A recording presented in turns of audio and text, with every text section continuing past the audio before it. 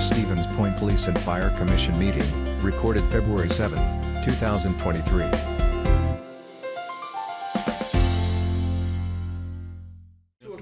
So we'll call to order the Police and Fire Commission meeting of February 7th, 2023.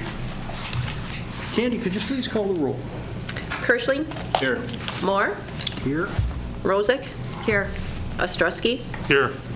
Taylor. Here. All present and accounted for. Agenda item number 2 is the approval of minutes. You should have in your packet a copy of the minutes from last month's meeting. If you see any changes, updates, or make any comments, A motion to approve the meeting minutes for January 2023. as presented. Presented. Kirschling, second. Okay, we have a motion and a second. Does anyone have any comments or questions about any of the minutes? Hearing none, all in favor, please say aye. Aye. Aye. Any opposed? Hearing none, that motion carries. Moving on to agenda item number 3, which is the President's Report.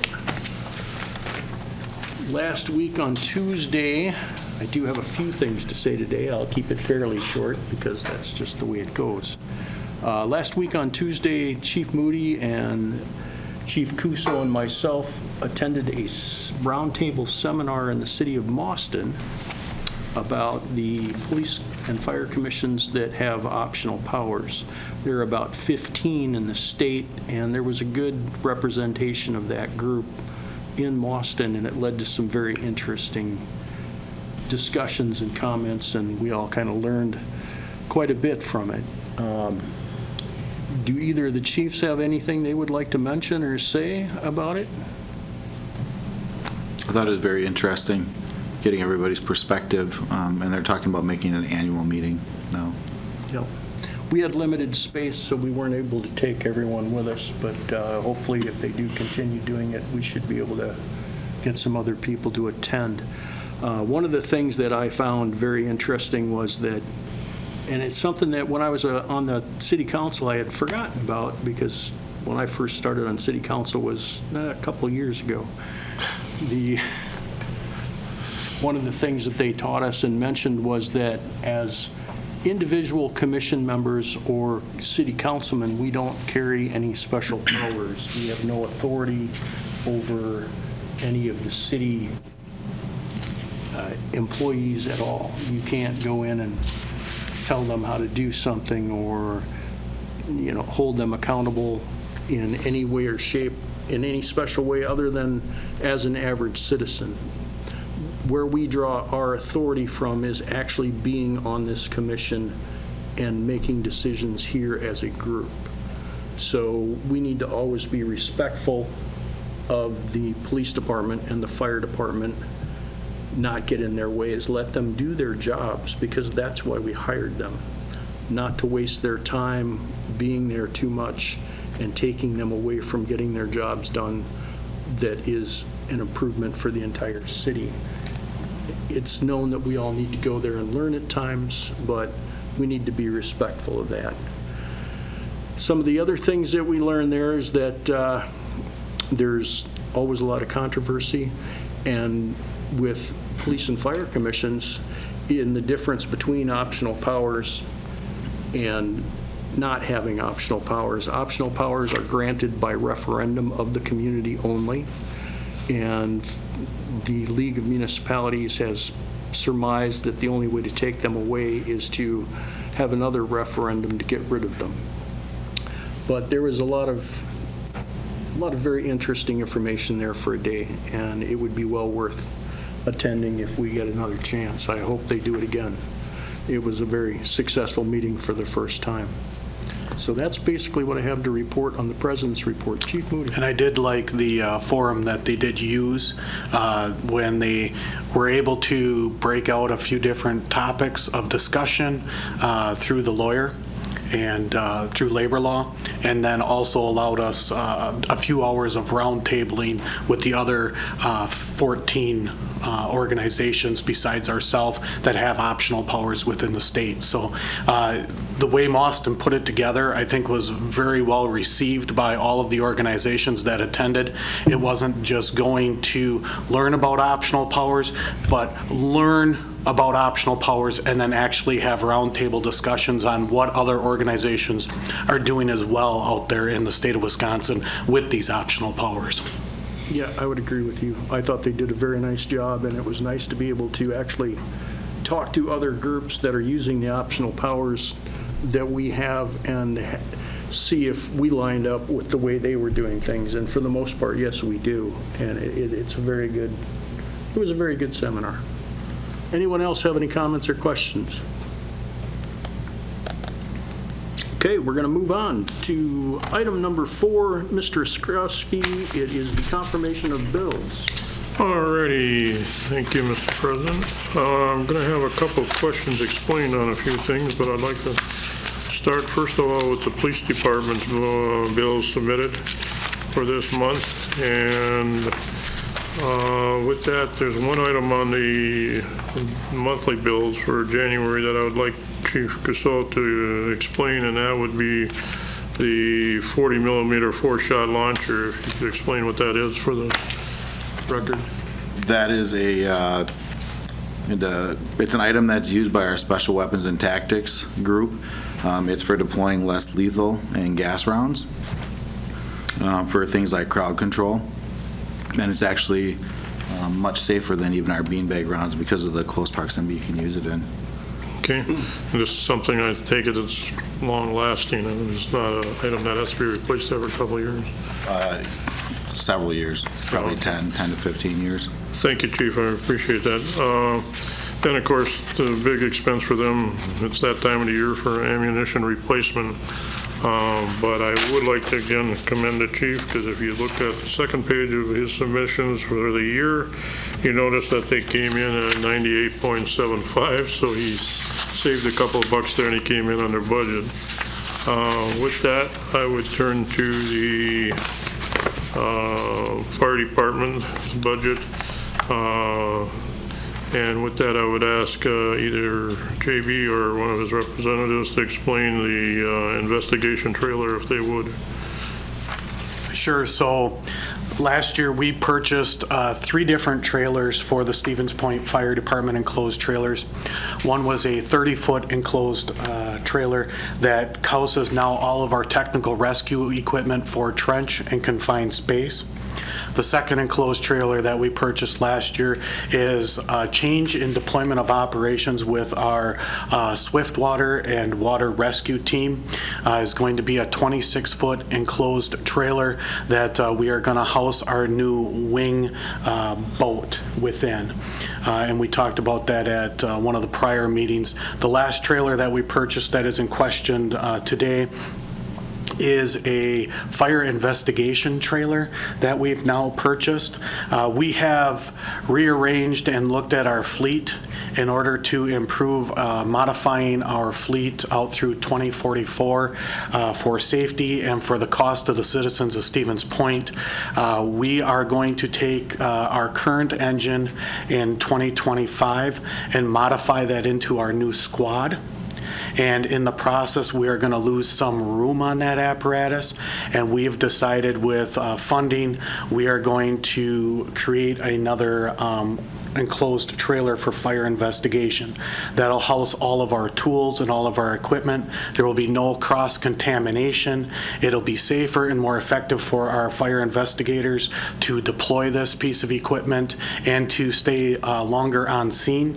It'll also give them somewhere to stay warm inside the enclosed trailer with heating abilities. So that was the purchase of that trailer and what its use was for. Thank you very much, Chief. And this is what I wanted brought out, because as I was just sitting here listening, those 3 trailers allow the department to operate independently on different situations. Correct. The right equipment on the right job. So, and with that, I will refer to the yearly bills behind. And if you notice, they went over, but in a sense they did not, because of the new acquisition of taking care of Park Ridge. funds are available, so he really has everything covered. And lastly, I go to the ambulance thing, and with that, I believe, Mr. Genza, if you could explain an item here, how you bought an elderly female. Yes. I should say mannequin for the record. Yes. So Stevens Point Fire Department, on the ambulance side, we purchased Vivian, and Vivian is a new mid-fidelity geriatric patient simulator. She's scanned as a real geriatric woman. And her age is between 75 and 85 years old is what they have her as, where the skin actually feels and the body type and the whole mannequin, it's a full-size mannequin. A couple things I want you guys to just think about. So we ran the numbers and we were looking at our run volumes and what we could use to train and become better paramedics at when we look at our assessment of patients and everything like that. Females between the ages of 60 and 120, and the reason I use that is that that's the scan that the report comes out. We have over 1,123 patient contacts with females between the ages of 60 and 120. Our run volume was 3677 last year. So 1/3 of our patient contacts are with elderly females. So when we looked at our training site and where our training needed to be, last year we bought the iSimulate, which is a monitor simulator where we can run megacodes and we can put in data so that they can see what their heart rhythm would look like in certain situations, blood pressures, end-tidal CO2, and the whole thing. And the mannequin kind of completes this so that now they'll have the visual to be able to utilize. Now, she can be started with IVs, you can listen to her lungs, you can do all sorts of things. When you palpate her, she feels like a real geriatric woman. And so when you look at the enhancement or what gives our paramedics the scenario-based training, the hands-on skills training, and the patient assessment. Because remember, I can put numbers in front of you and you can memorize something, but it's about what that patient would look like or how they might present, which is really the learning aspect that our paramedics are getting from this mannequin. Thank you, Assistant Chief. That's a very good explanation. And again, I wanted that brought out in public. One more thing, Commissioner. She just arrived today. So I had down that she was going to come in a couple weeks. She arrived a little bit early, so feel free to stop by, take a look at her, or we can bring her to the next commission meeting. But if you look it up, her name is Vivian, and it's real. How long is service life for her supposed to be? I guess as far as we looked at it, she would last at least 20 years, as long as she was cared for. She bridges into our training site build, which will happen not next year, or not this year, but the next year, where we'll have that the training site. Is this something similar to this, another demographic or something in future might be needed for training as well, as far as mannequin goes? And that's really the plan, was to start looking at what the Stevens Point Fire Department does for the community, or who our customers are, and let's start doing some hyper-focusing on how we could treat those people better. Excellent. Thank you, Chief. Appreciate it. Where are you storing Vivian? Right now, Vivian is on a cot down the basement in the IT room, locked up. You have room for her and We have room for her, and we're excited to pull out the iSimulate and start doing the training. okay, cool. And I would remind people that Vivian will help not only the citizens of Stevens Point, but Portage County as well. That is correct. If anybody needs to utilize her, I've already, I actually just talked to Aspirus. They have a high-fidelity mannequin that they've borrowed us. Now they want to utilize Vivian already, and we haven't even gotten her out of the box. So that's a pretty great thing when you think about what each one of those pieces of equipment costs for each department to purchase. And if we can utilize them in a trade and for training, that'll be awesome. As the public expects more, this only adds to the ability to respond to that and what they expect. That is correct. Thank you, Assistant Chief. And with that, I turn to the ambulance yearly budget, and you can see they came in at 92.77. So with that, I would make a motion to accept all the bills as submitted. Kirschling, second. Okay, we have a motion and a second. Do we have further comments or questions?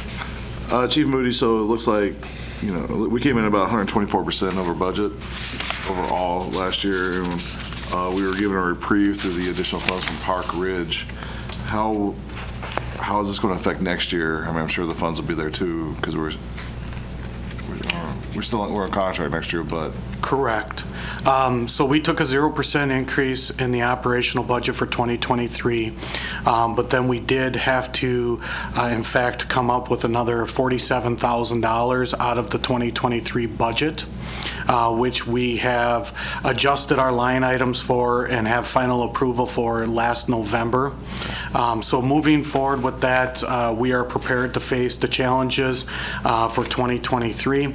And the additional funding that we now have for the contract with Park Ridge will hopefully be able to offset some of those challenges we are facing this next year. Things like Vivian and other things that we purchased at the end of this year are prepping us, like Chief Gemza said, and like all of you know, moving forward with our new training structure, that our training facility that's going to be built in 2024. We have capital funding earmarked to start a new Station 3 in 2024 down there. And down there will be our new state-of-the-art classroom and sim lab, and that's where Vivian will actually be housed for our regional training center. Do you have any other questions? Chief Kuso, in the past, we've had some difficulty getting ammunition and quality ammunition. Has that kind of subsided and we're okay on that situation now, or where are we at? Yes, Lieutenant Long actually did an incredible job last year on getting as much as we possibly could in case of that deficiency, but we are doing fine. Our supply is adequate. Okay, and it's all quality and we don't have to worry about it? Correct. Excellent. Good. All right. Any further questions or comments? All in favor of the payment of bills, say aye. Aye. Any opposed? Hearing none, motion carries. Okay, moving on to agenda item number 5, which is the discussion with possible action on revisions to Administrative Policy 4.04, termination of employment exit interview. Commissioner Morozek, we will start with you on this. That's kind of your little project. Sure. Last year I was tasked with putting together, based on previous exit interviews that were out there, a revised policy, and kind of taking some of the same aspects that we had, adding some additional so that it is easily and readily understandable by anyone, current, future commissioners, as well as the expectations from our chiefs of what we're going to be doing when we receive the information as far as feedback and how it's going to be shared with fellow commissioners. So everyone has that in front of them. We offer it to all terminating employees under Police and Fire Department, unless an employee chooses not to. We have in here that the human resource manager shall conduct the exit interview. Since distributing this in our packet, it's been brought to my attention that we should be a little bit more defined in if the HR manager is not available. And I know that it's been spoken of to have, just a designee, but I think that we should change and add some verbiage into that if the human resources manager or a contractor that specializes in human resources management shall conduct the exit interview. So that's one of the changes, that I think that, we should add into that to be really concise on who will be performing these exit interviews. It also lays out to how the communication will come through to all commissioners, and we've always had it where a maximum of 2 commissioners can attend. If we go over 2, then we have a quorum, and we can't do that. Really laid out too, if after an exit interview is scheduled, if no commissioners can attend that scheduled date and time, how we'll notify, and a new date and time will be scheduled. And again, identifying, because we did have an issue in the past, that if everything's set in place and an unforeseen circumstance happens where we can't get, the HR manager's going to be out, we can't get another contracted human resources manager, that we do have to just reschedule based on our policy. And the importance is that we keep that separation between what falls under 6213 and the Police and Fire Commission, separate from anyone else within the city. So, and the only other thing that I guess I would like some suggestion on the last sentence too, is I know the chiefs have made it very clear that it's important for them to get feedback aside from whatever we want to do with our discussions, whether we are choosing to meet as a commission, on a quarterly basis, or it's all really going to depend upon the amount of exit interviews that, we have within a time period. I know it's been expressed, in our open meetings, that it's important for the chiefs to get feedback and timely feedback. Now, I have the wording is encouraged to be shared with the respective chief of the department by those commissioners attending the exit interview. I don't know how we feel as a commission if we, instead of using the word encouraged, shall be, to make it that, it's your expectation. If you do attend it, you should have those conversations. So those are the two changes that, since putting this out there, that I've gotten some feedback on. So I guess we're open to discussion on it. I'd like to have the discussion about whether or not commissioners should even be going to these exit interviews. The HR, they're good at their job, they know what they're doing, and if there's a problem, the HR person can report to the president of the commission, similar to what the verbiage is here. Over the last year, I don't see the benefit of the commissioners being there, and I think HR can do a real good job doing it by themselves. I wanted to open that up for discussion and see what everybody else thought. I guess my question is, what have we learned from these exit interviews? We've done quite a few of them in the last 6 months. And I would like to know if there's been any earth-shattering information that has been needed to directly go to any of the chiefs, either of the chiefs, or HR, disciplinary actions, or anything. As far as I know, there hasn't been. But I haven't attended many of these. Right, and I've attended a lot of them. And I can tell you that there's definitely a lot of,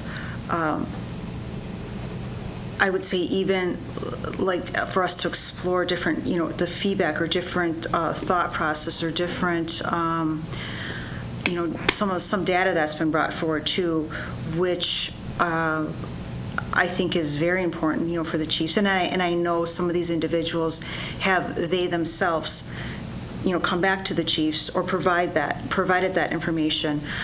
My concern is that if we're removing the commission from attending these, then basically we're turning this back to the city, for the city to have the jurisdiction based on what information they're receiving, and it's opening the doors for them to basically take it as is. And then if they're going to be communicating with our chiefs, we're then deviating from what the PFC is.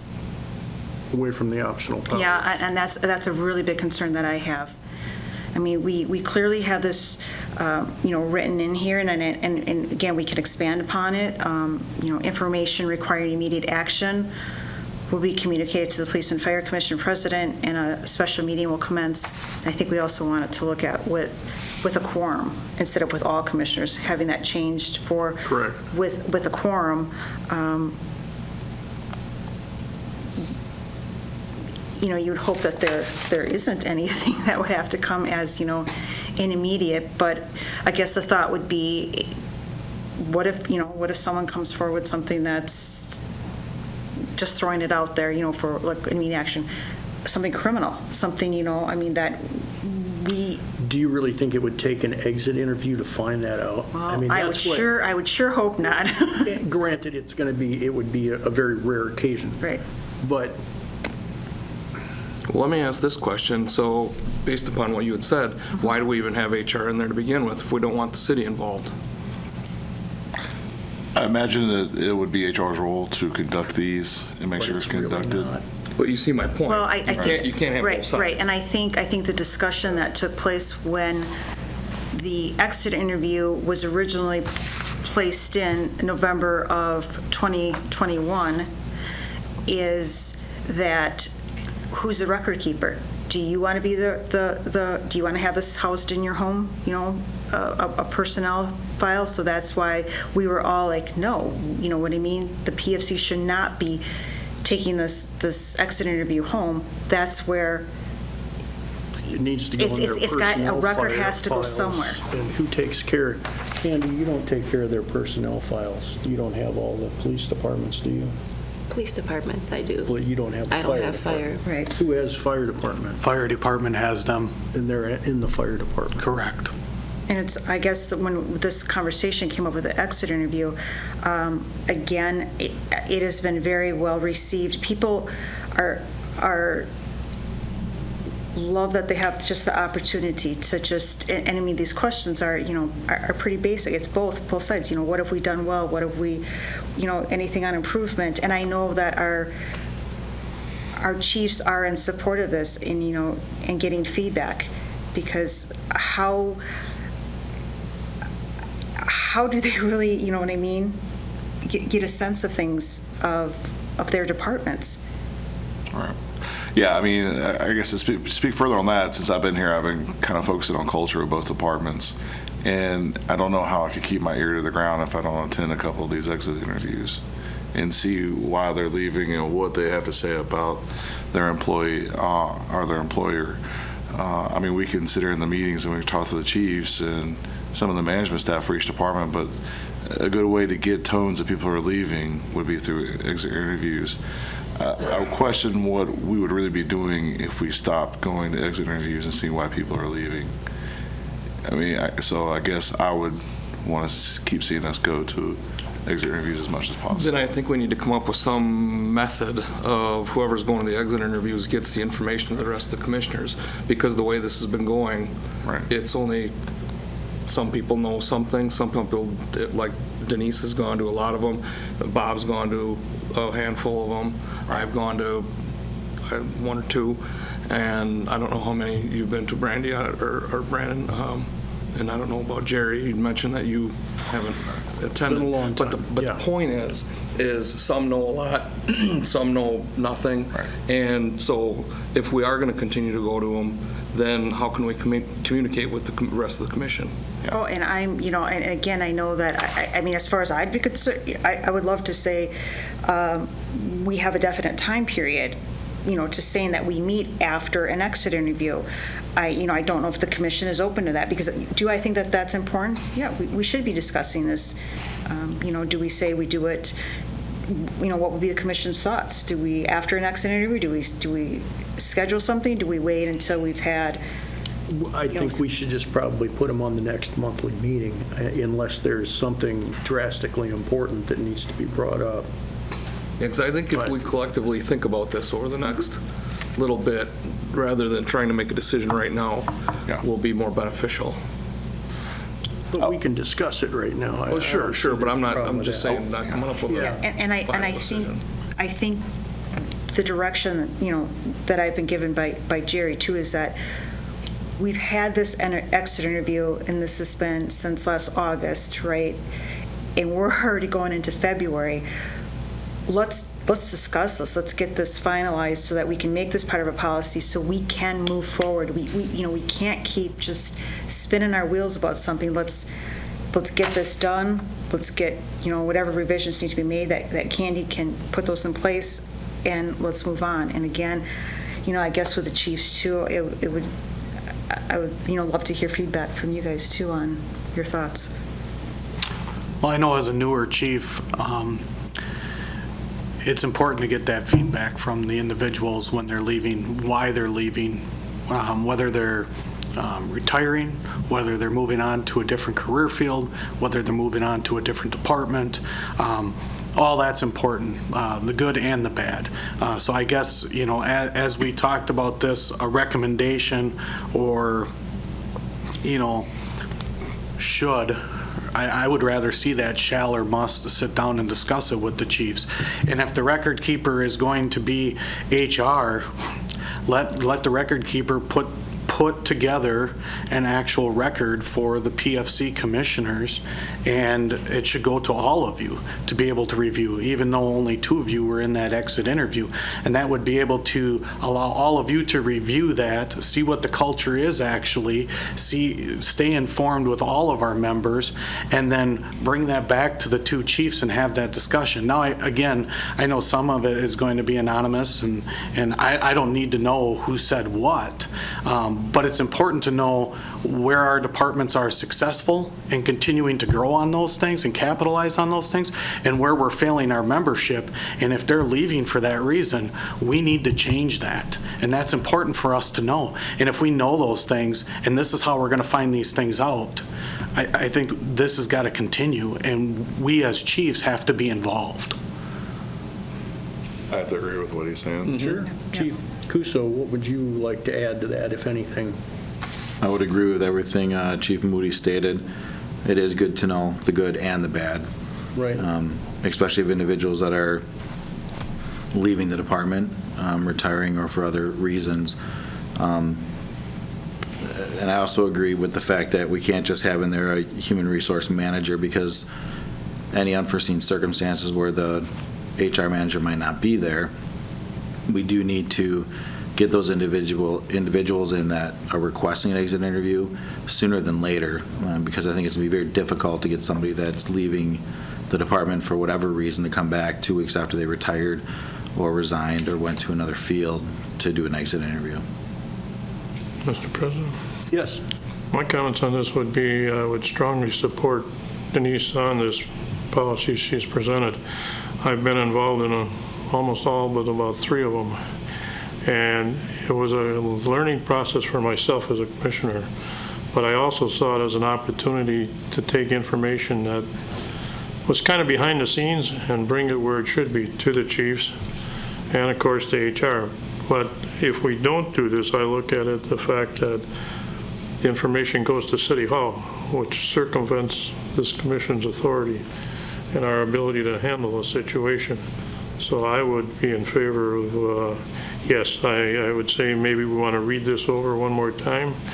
But, I really think it's important. And the other thing is I wanted to stress, as I sit here and read this, the last statement that Denise referred to, I think that is probably the most important, and that is to share that information. Because I know my reaction from everybody that I interviewed, they were very blunt and open. I don't know as they would have been that blunt and open with their supervisors. And I think that was a good thing, because I think it gives them a chance to leave their position feeling I've been heard. The last thing you want somebody to do is leave their job, even as angry as they are, going around telling people, well, yeah, nobody gave a blankety blank this way. And then for us in turn to take, as commissioners, to take and talk this over. Now, I don't think all 5 of us need to talk with the chief afterwards, but if there's something in there that we deem should be brought to their attention, 1 or 2 of the people that actually did the interview should meet in a short amount of time so it can be acted upon. Do we want to, I guess, chiefs, what would be your thoughts on this? I mean, I think we should change it to be timely feedback shall be shared with the respective chiefs of the department by those commissioners attending the exit interview. Do we want to put, what would be your expectations to have this information, from the time an exit interview happens with the commissioners? What would you guys like to, would it be within 2 weeks? Would it be within, what are your thoughts? Honestly, I'm okay with within a month. Okay. Because how we meet and how we operate within the department, if it's something we need to change or capitalize on, obviously, within that first month, it's probably not going to change anyways. This is something that we need to implement and continue to work on. So we would have time. I don't think a month is inappropriate. Now, if it's something criminal in nature like we discussed, or something that needs to be addressed right away, I think the commissioners would know what red flags those are. I think we should be addressed right away. Yeah, and that's where we would have based on common sense. a Yeah. quorum. If it was something really bad, I'd walk outside the interview, start calling people right Right, away. exactly. I mean, yeah, so that goes, yeah. And I hear you, Joe, too. It's like, if we're going to take this information, what does that look like for all of the commissioners? Do we want it every month? I think, Not well, just discuss it? I and think just the kinda- problem that we're going to have, and it's what we're having right now, is you guys go to the exit interview, and you leave. And it's like, okay, what do I do with this information now? Because, and this is something we're going to have to talk to legal about, because it's a personnel issue. Yep. It has to be confidential, because it's going to go into their file, and that is something that we'd have to go into closed session and discuss, if I'm correct on this, and where I'd like to hear from legal just to make sure. But the problem is what are you going to do with it? Are you going to, if it's, not to give you and burden you with a lot more work, but if it's the police department, do we bring the exit interview information to Candy and say, all right, can you type this up and make it ready for the next Police and Fire Commission meeting? Because even though HR is there, it's really, if they don't keep track of those files, because it's not their departments, then I'm not sure why they're even in this Well, to start with. Who's in charge of protecting personnel information? Well, the police department has the police officers, and the fire department has the fire departments. Okay. So we need to talk to legal and find out where that fine line walks, because if personnel, human resources really doesn't have anything to do with it, it's adding an extra confusion spot that's making part of this difficulty go on. And I believe HR has the rest of the personnel files on all city employees, except for the PD and the fire department. So it just might be, right now, it's a matter of convenience that we're housing it there, but it might not be the proper place to put the records in, is what I'm And hearing. that's I think that question needs to be answered before we can really make any educated decisions on where that gap gets fixed, because that, I believe, is where the big hang-up is. A couple of technical things, back to the written stuff that I would like to discuss. I'm not a fan of using all terminating employees, because it sounds like it's only for the ones that have been terminated, not, I would say, all exiting employees. Separating. Or separating. Separating, exiting, whichever. Exiting I chose because it was consistent with exit interview. Okay. That was my thing, because terminating sounds very negative in my Sounds like you're mind. being fired. Yeah, so I agree with that. it's just anybody that's leaving. The other thing is the following questions will be asked of the terminating employee. Change that too. Yes, but Excellent. that's not where I'm going. Do you ask all of these questions every time? So Or what- should it say some of these questions, or some or all of these questions will be asked? So what happens is, because, and again, going back to why, with the HR and the exit interviews, is because we wanted to make sure that we heard everyone within the department saying that they want this. And with the HR, it removes it from, being in the police, fire department, file, that they can speak candidly to whatever they want to say. And the HR manager is the one who controls, because they're the record keepers. They ask the questions, and yes, they ask every one of these questions. Anyone, within the commissioners that are there, if they need a follow-up, right, something after how they've answered it, if there's something that, needs to be understood a little bit further. And that's how it's been. Because it's consistent with what they do with other departments. Yes, and What the answer and the consistency is right, because we all decided again that we did not want to be record keepers. So they are actually following that list exactly every time? Yes. Okay. Yes. And that's fine. And in the interest of fairness, I think that you have to, if they don't want to answer it, or they say, well, that's not a big thing, that's up to them. Yeah, or they've already answered in another question. And that's fine. But you got to give them that opportunity. Just wanted to make sure we're doing things correctly. Yeah, that's cool. All right.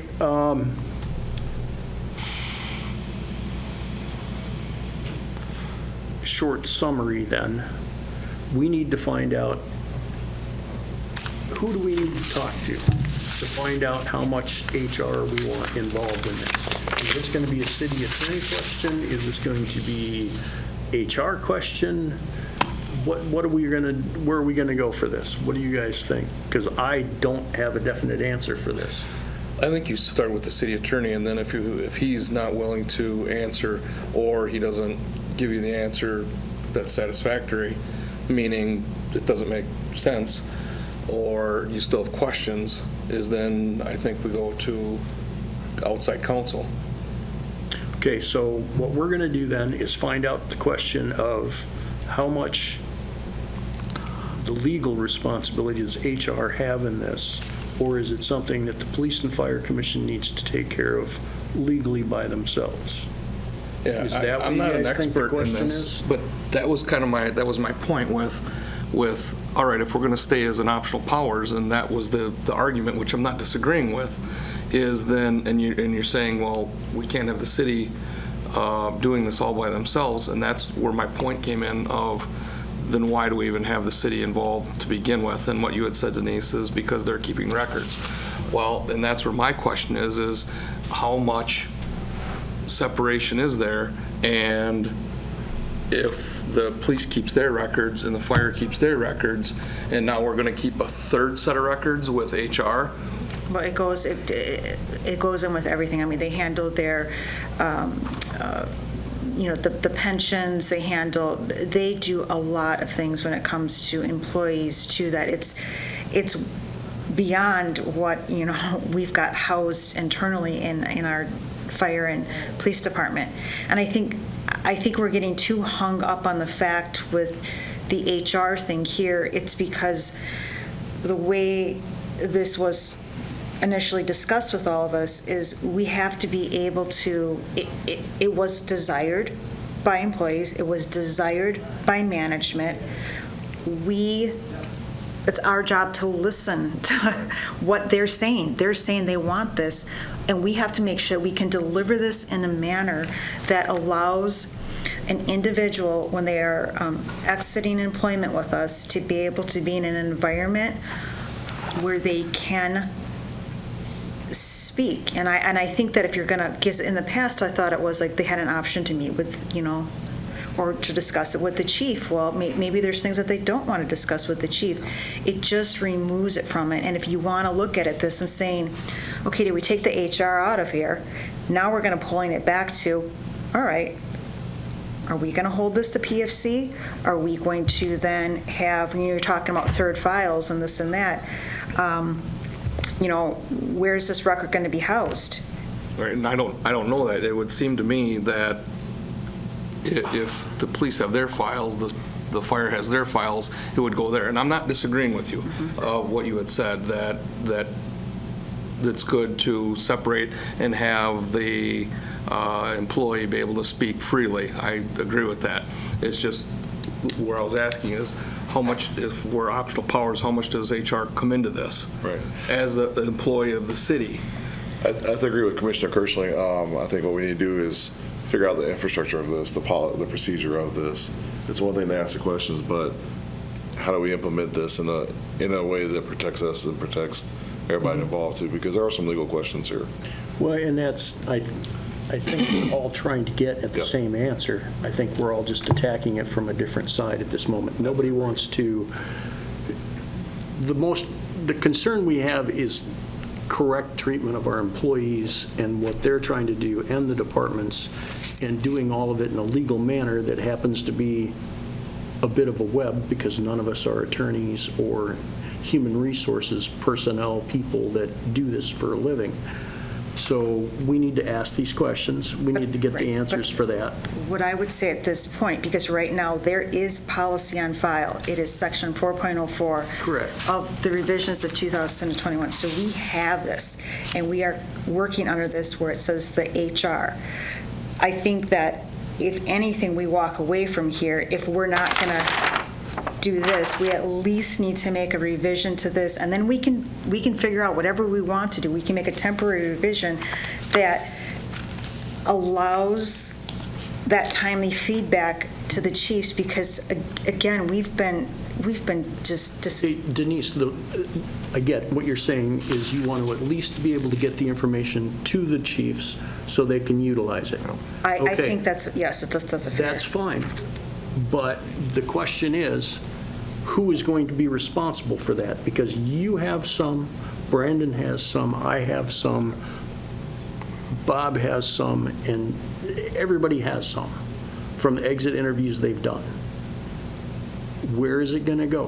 What are you going to do with it? Are you going to hand it in to the department secretary and say, because this is where the legal thing comes, because if these are personnel records and they have to be kept confidential, then what do we do with them? Who is going to be in charge and responsible for them? Because you have them now, because you took those, you know what I'm saying? The different ones of us have them, and we haven't shared them because that's the way it's been. I'm just saying, I agree with you. We're already in the middle of a problem, because we started this process thinking that there was no policy. We implemented it back in November of '21 or wherever it was. We came up with a strategy to do it. We found out somebody else had a set of our policies and procedures that said, oh, yes, you do have a policy on this that none of us knew about. So we're trying to update it now. We're trying to deal with this issue. Nobody's at fault. We're trying to fix it and make it correct. Unfortunately, we don't have legal advice here right now to give us an answer. Sounds like the same answer keeps popping up then. Well, exactly. That's where we're at, is what is the legal responsibility of this exit interview information? Where does it need to be in a legal situation? In other words, where to house it. Well, where to house it, who gets it after. Who protects we do it? Yeah. Who protects it? Because actually, when you really think about it, after you leave the exit interview, either you should fill out a form and pass it on to whoever is collecting it, or you should hand it over to HR and they should deal with it at this point because of the way 404 is written. We do not, when we're in there, the commissioners, here's the questionnaire. The HR is the person who's filling it out. We're here listening if we want to maybe take some side notes, but we are not filling this form out. We are not walking away with this form filled out, because we are. Unfortunately, I'm not seeing that anywhere.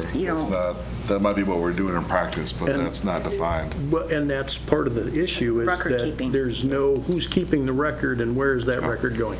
So if HR right now is taking care of that record, then it is being taken care of legally and responsibly because they have it.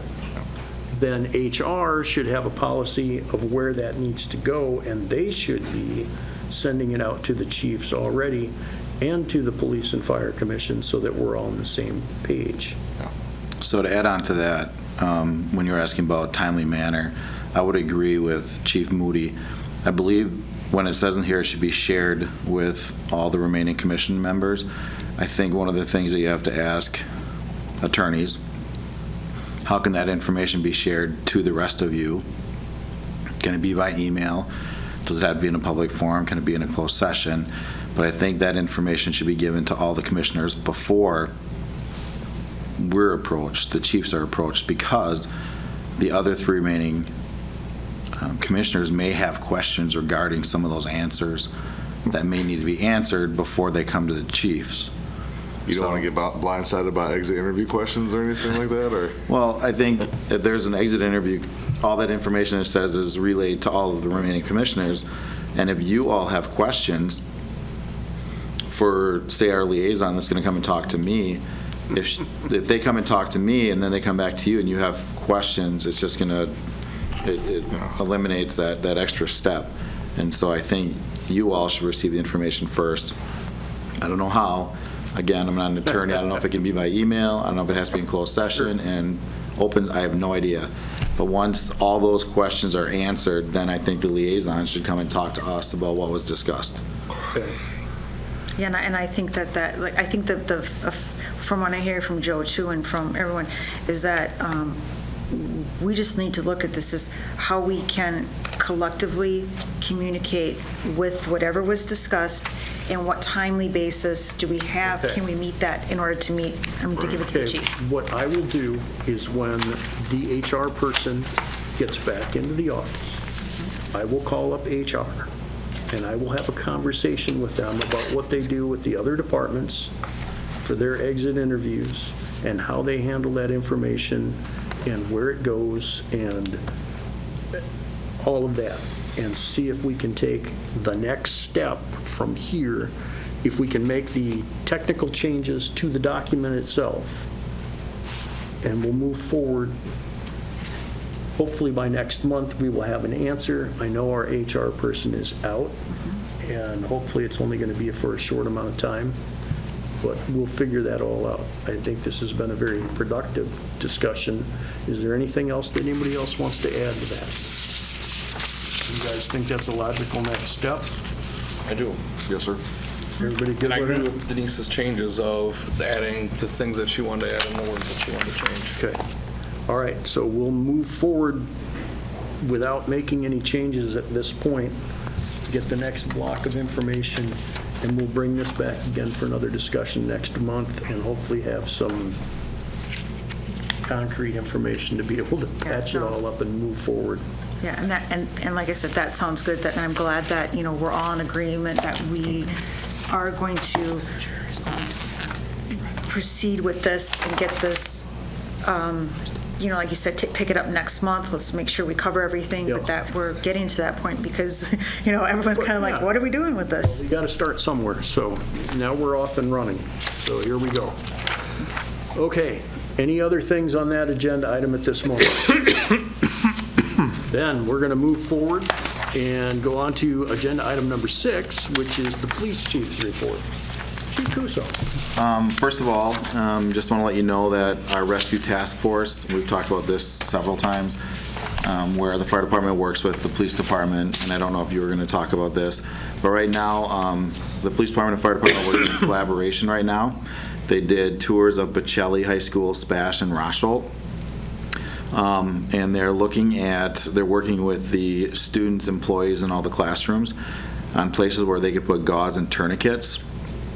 And it's going to be implemented into our RTF training for this year, for 2023, where we're going to, fire department and police department are going to train all the staff how to prevent or stop the bleed, is what they're calling it, and identify where gauze and tourniquets should be placed in the schools and the classrooms.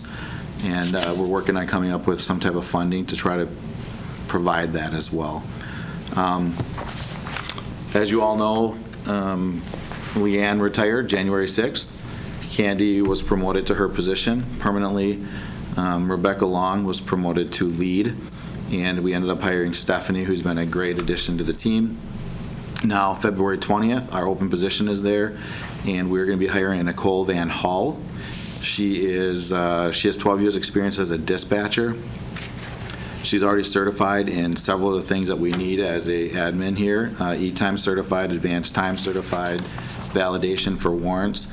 She currently works in Wapaka as a child support specialist for the Wapaka County Child Support System. And the thing that stood out the most to us is in her background. All of her past employees said she's an excellent worker. Brown County Dispatch stated that they wish she'd come back because they'd make her a supervisor. So we're very fortunate to actually have her coming here as an admin assistant. Chief, what was that last name on that, Gail? Van Hall, it's VAN Hulle. Thank you. Couple points of interest. In January, I attended the new chiefs and the new sheriffs conference that was put on by the Department of Justice, which was very good, and I got to do a lot of networking with all the new chiefs around the state. Assistant Chief Williams attended a call to action meeting is what they called it, and it was a meeting through the United Way. There was 70 community members that identified the top need in our communities, and they identified mental health as number 1, child care is number 2, and homelessness is number 3.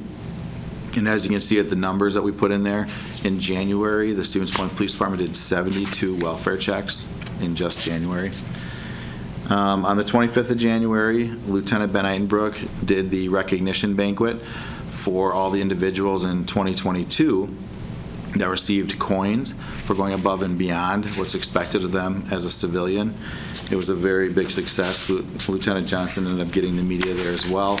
And it's also a banquet that we honor the auxiliary officers who dedicate and volunteer all their time for the city. And the other thing is Lieutenant Mueller.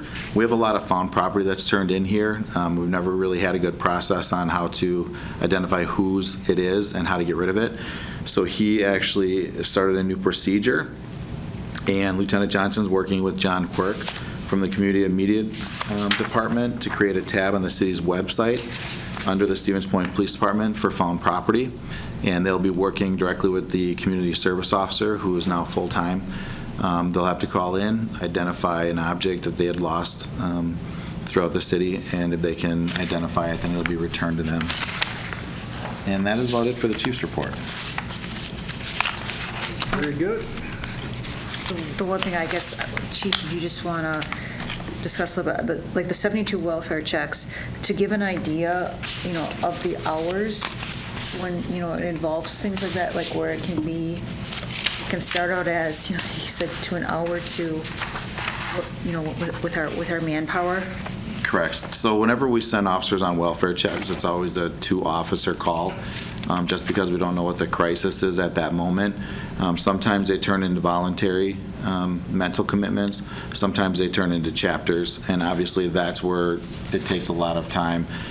We have officers that in some chapters have taken 16 hours. Chief, could you explain chapters for the people out in the... Yep. Chapter 51 is when an individual's in a mental health crisis and not willing to get help on their own. By law, we can actually force them to get the help that they need, at least for a minimum of 72 hours. Those take a lot of time, but also welfare checks. It's all about communication, and so our officers will spend a lot of time with individuals, get them the resources that they need, so it can take several hours. And again, that's 2 officers for every welfare check. Yes. Chief, I just want to go on record saying your department had their workload last month, and reading these reports between suicides, drugs, interdictions, and one thing that the welfare checks just blew me away. As you and I were discussing earlier, when I started in this commission about 9 years ago, we would get 7 to 8 a month, and you just hit 72. The other thing that I want the community to know is I've been questioned a few times why we have resource officers in the schools. I really enjoy getting this report now about calls for service in our in Spash, PJs, and Ben Franklin. It's really eye-opening. And it isn't because somebody took my bike or anything like that. There are some serious cases in here. I want to commend your department. The last 2 months, you guys have really worked your tails off, and I thank you for that. We appreciate that, and I will definitely let the officers Please know let that. them know. Any other questions? I'll make a motion to accept the report and place it on file. Yes, so moved. So Taylor seconds it. One of them seconds it, yeah. Somebody's gonna second. Everybody seconded. Okay, any further comments or question? All in favor, please say aye. Aye. Any opposed? Hearing none, motion carries. Item number 7, discussion with possible action on the appointment of firefighter/paramedic Jeremiah Parker to the position of motor pump operator. So those of you who don't know, motor pump operator Arthur Doms is going to be retiring. His last day was yesterday. His ceremony will be today after 32 years of service with the Stevens Point Fire Department. He was promoted to the position, or appointed to the position of MPO in 2003 and has served in that position for the last 20 years. Currently with that opening now in that position, I'd like to fill that position per Article 4 of the labor agreement. I'm recommending that Jeremiah Parker be appointed to the position of MPO. Jeremiah has stepped up within the department this past year and has taken over our awards program and has been working with the department and myself personally on making sure we are out there representing the community well and recognizing our members from within as well through that awards program. There are a few other programs he's not aware that he's going to be taking over in the very near future. He and I are going to be sitting down after I talked with some of our other chief officers, some other programs that may need some management and some guidance. I think he would be the perfect fit. So with this appointment is going to come a little bit more responsibility, and I'm looking forward to that. So again, I'm making the recommendation to this commission that we appoint him to the position of MPO. Okay. Comments, questions? I'll be recusing myself from a vote. Okay. Mr. Taylor is recused. I'll make the motion. Okay. Motion to appoint Jeremiah Parker to the position of motor pump operator. And do we need an effective date on that, Chief? Effective date will be tomorrow, February 8th. Effective date of February 8th, 2023. Okay. Do we have a second? Kirschling, second. Kirschling seconds. Any other comments or questions? Seeing none, all in favor, please say aye. Aye. Any opposed? And one abstention.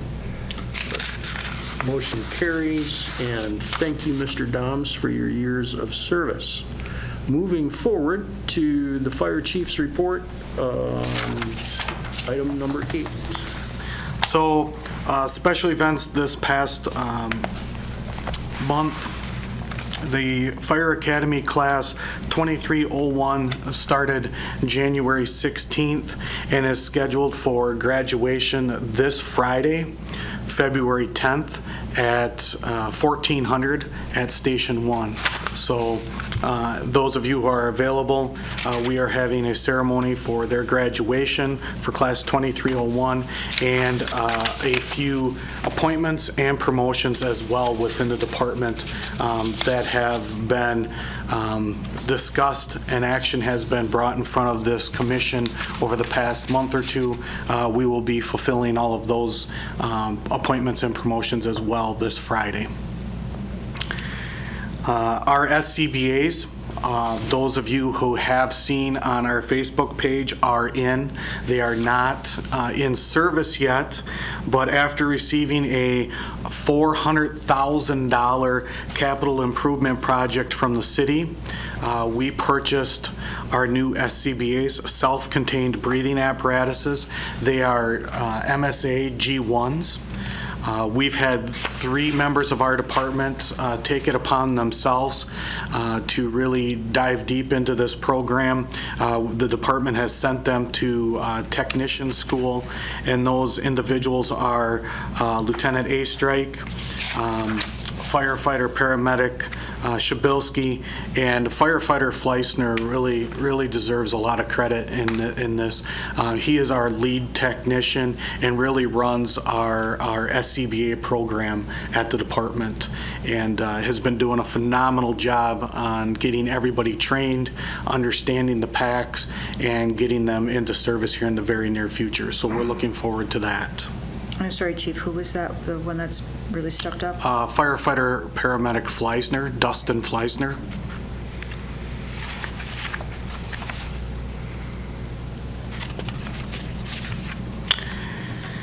And the other thing that I wanted to point out was Now that we are in the spring semester, we are currently working with Midstate Technical College and the paramedic interns. We have 2 paramedic interns currently riding with our department right now through their graduation this spring and their capstone projects. We are really looking forward to seeing and working with Midstate Technical College and their graduating class this spring. They are very in-depth in their fire-based paramedics, and hopefully we will get a few new recruits to be able to bring to the Stevens Point Fire Department. So we're looking forward to that as well. Other than that, any questions? Chief, are those interns, are they from the Midstate right here in town, or? From Midstate, Wisconsin Rapids.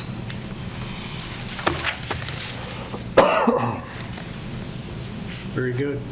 Any other questions or comments for Chief Moody? I'll make a motion to accept the report and place it on file. Do we have a second? So second. Seconded by Ostrowski. Any further comments or questions? I hear the shuffling of paper. All in favor say aye. Aye. Any opposed? Hearing none, motion carries. And we are at item number 9, which is we are adjourned. Thank you all for attending.